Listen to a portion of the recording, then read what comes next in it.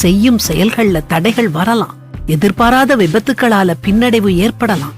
எடுத்த காரியத்தை முடிச்சே தீர்வே அப்படிங்கிற உறுதியோட செயல்பட்டோம்னா அது முடிஞ்சே தீரும். அதுலயும் நாம எடுத்து செய்யும் செயல் நல்ல செயலா இருந்தா நல்ல மக்களும் நமக்கு உதவியா இருப்பாங்க. இது தெரியாம தோல்விய கண்டு நம்ம துவண்டு போயிடக்கூடாது.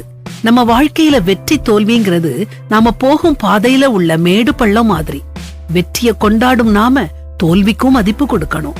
எங்கேயோ நாம தவறு செஞ்சிருக்கோம், அதனாலதான் நமக்கு தோல்வி வருது. தவறு செய்யாத மனுஷங்க இங்க யாரும் இல்ல. தோல்விய சந்தோஷமா ஏற்றுக்கொள்றது மூலம் நாம நம்ம தவறுகளை புரிஞ்சுக்கிட்டோம்னு அர்த்தம். சாதனையாளர்கள் எல்லாருமே தோல்விகளை எதிர்கொண்டவங்க தான். இன்னொரு முக்கியமான விஷயம், தோல்விகளை சந்திக்கும் போது நம்மள படைச்ச கடவுளை அண்டி பிடிச்சுக்கோங்க.